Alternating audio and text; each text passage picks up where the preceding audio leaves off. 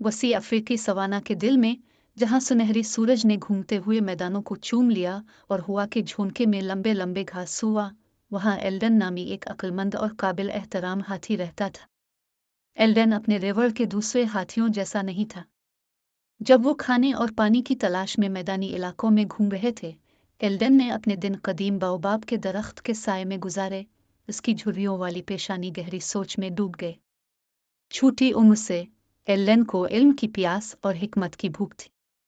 उसने बुजुर्गों की कहानियों को गौर से सुना और दुनिया के तरीकों का गहरी नज़रों से मुशाहिदा किया, जिंदगी के असबाब को जज्ब कर लिया।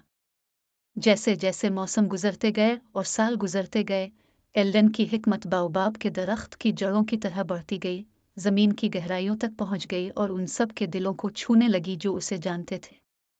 एक गर्म दोपहर, जब सूरज आसमान पर चमक रहा था और जानवरों ने शदीद गर्मी से पनाह मांगी थी, एल्डन की दानिशमंदी का इम्तिहान लिया गया।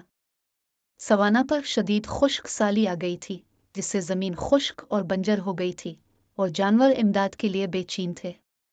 अपने नर्म रवैये और बाबा के मशवरे से एल्डन उनकी ज़रूरत के वक्त उम्मीद की किरण बन गया।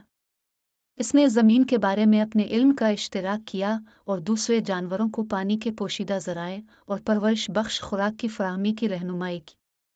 लेकिन एल्डन की हिकमत जिस्मानी दायरे से कहीं ज़्यादा फैली हुई थी। उसने जानवरों को सब्र और इस्तिकामत, रहमदिली और हमदर्दी की अहमियत और तमाम जानदारों के बाहमी रब्त की तालीम दी।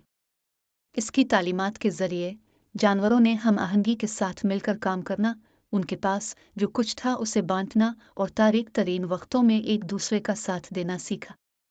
और इस तरह जैसे ही बारिशें आखिरकार आएं और सवाना एक बार फिर खुला, एल्डन की मीरास जिंदा रही, जो हिकमत की पायदार ताकत और इस गहरे असरात का सबूत है जो एक शरीफ रूह दुनिया पर पड़ सकती है।